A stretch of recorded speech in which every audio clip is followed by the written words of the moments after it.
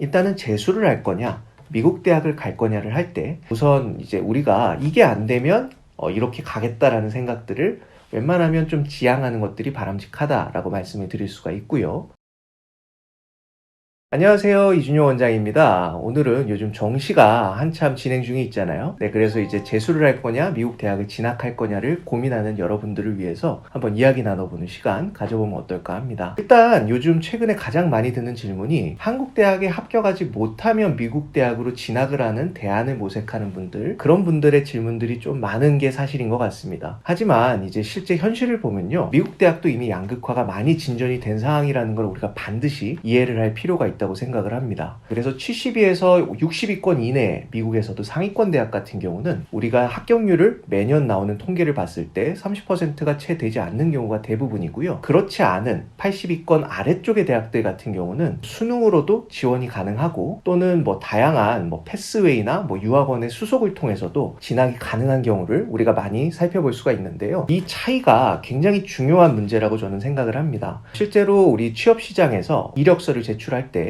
이런 대학들의 순위들을 미국에서 대학 나왔다 했을 때 옛날 같으면 잘 모르는 경우도 많았어요. 그래서 미국에서 대학을 나왔으면 영어도 잘할 수 있겠네, 또는 해외 업무를 좀 진행할 수 있는 역량이 좀 충분히 있지 않을까라는 기대를 갖고 채용을 했던 게 옛날 기업들의 좀 모습들이었는데요. 이제 최근 같은 경우에는 미국의 대학들이 많이 알려지면서 이 정도 이상 대학은 돼야 이 친구들이 기본적인 역량은 되겠구나 라든지, 아니면 실제로 대학을 좋은 데를 나왔어도 학점이 잘 나오냐 안 나오냐, 이런 부분들을 꼼꼼하게 따져서 우리나라 기업들조차도 학생들을 되게 선별해서 채용을 하는 모습들을 많이 볼 수가 있었습니다. 그래서 재수를 하냐 또는 미국 대학을 갈 것이냐를 따질 때는요, 대학을 목적으로 우리가 의사결정을 하기보다는 자신이 어떤 일을 하고 싶은지를 중심으로 그 목적에 필요한 수단으로서 이 대학이 어떤 역할을 할지를 고민해서 의사결정을 하는 게 훨씬 더 바람직하다고 생각을 합니다. 그럼 이제 대부분의 학부형분들이나 친구분들이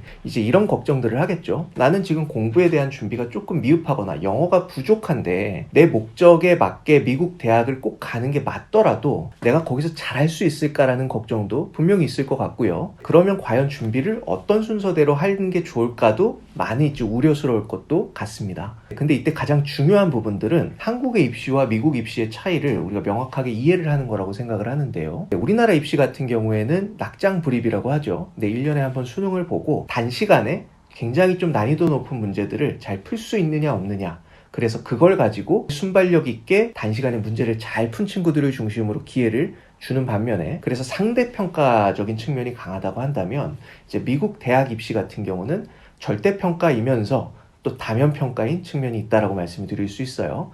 일단 1번 절대평가적인 측면은 뭐냐면 최소한의 점수들 이상이 됩니까 안 됩니까를 보는 것입니다. 그래서 그 점수들이 나온다고 한다면 그렇게 크게 문제를 삼지 않아요. 그리고 해당 점수들은 대부분 절대평가로 이루어지는 성적들이 많기 때문에 그 부분들이 지금 미흡할지라도 여러 번의 시도 끝에 점수가 나온다고 한다면 그런 부분에서 전혀 문제가 되지 않고요. 두 번째, 다면평가에 있어서 우리가 두 가지 축에서 분명하게 소명을 할 수 있는 부분이 있다면 그거를 조금 더 발전시켜서 많은 찬스들을 생각해 볼 수 있다고 생각을 합니다. 그게 뭐냐면 아까도 말씀드렸듯이 미국 대학을 어떤 수단으로서 활용을 할 건지 생각을 해서 결국은 어떤 목적을 달성하는 게 분명한 학생을 우리가 만드는 게 중요한 거고, 두 번째는 그 학생이 말로만 주장하는 것이 아니라 본인이 어떤 실질적인 봉사활동과 수상 실적들을 통해서 성과들을 만들어냈는지를 판단하기 때문에 자신이 좋아하고 자신이 성인이 돼서도 계속해서 활동하고자 하는 영역들이 있어서 거기서의 성과들을 계속 내려고 하는 사고방식으로 전환이 되는 학생이라고 한다면 저는 재수를 하는 것보다 미국 대학으로 갈 방법들을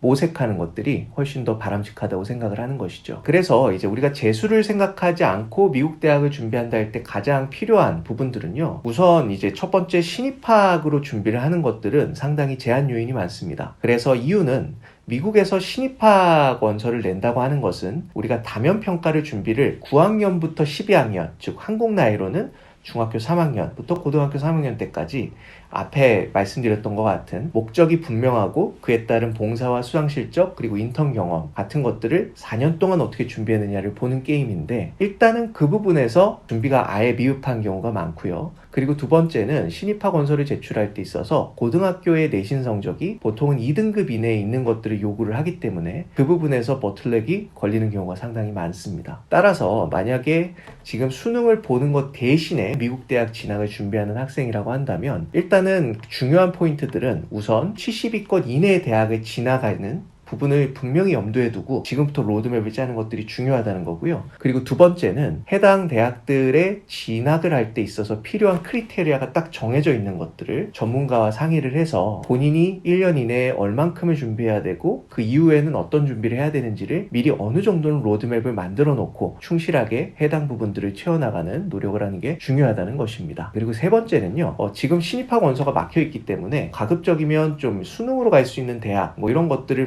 모색하는 건 당연히 중요하지만 해당 대학을 넘어가서 대부분은 편입을 하는 거를 전제를 해야만 앞서 말씀드렸던 60위, 70위권 이내 대학에 지원하는 것들이 가능하기 때문에 보통은 이제 9월 달에 입학이 시작이 된다 그러면 한 3개월 뒤인 12월 달까지는 편입학 원서의 여건을 준비를 해놔야 보통 2학년 편입을 염두할 수가 있는 상황이 되는 거거든요. 그러면 이제 한국에서도 미국의 대학교 수업들을 선의수를 한다든지 또는 12월 달에 지원을 할 때 필요한 대외 활동들을 충실하게 일부 준비를 해서 출국을 하는 이런 사전적 준비가 상당히 선행돼야 되는 부분들이 발생을 할 수 있다고 말씀드릴 수가 있겠습니다. 그래서 오늘 이야기들을 정리해보면요, 일단은 재수를 할 거냐 미국 대학을 갈 거냐를 할 때 우선 이제 우리가 이게 안 되면 이렇게 가겠다라는 생각들을 웬만하면 좀 지향하는 것들이 바람직하다라고 말씀을 드릴 수가 있고요. 그리고 두 번째는 미국에서 대학을 나와서 한국에서 활동을 하고 싶은 학생이라고 한다면 최소 60위권 이내 대학에서 졸업을 하고 또 관련된 직군에서 미국 현지 근무 경력을 최소 2, 3년 이상은 쌓는 게 담보가 되어야만 한국 기업들에서 상당히 원하는 인재상이 될 수가 있다 라는 부분을 말씀드릴 수가 있고요. 세 번째는 일단은 신입학 원서로 지원을 하는 게 물리적으로 제한되는 학생들이기 때문에 설령 수능으로 대학을 가든 조금 하위권 대학을 넘어가는 학생일지라도 편입학을 염두해서 지금부터 많은 요건들을 출국하기 전에 준비를 하거나 또는 아예 대학교 수업들을 선의수를 해서 연계된 대학으로 넘어가고 그 다음에 편입학 원서를 내는 로드맵을 사전에 확립을 해서 좀 꼼꼼하게 잘 채워나가는 이런 노력들이 필요한 부분들이 있다고 말씀을 드릴 수 있습니다. 네, 오늘도 경청해 주셔서 고맙습니다.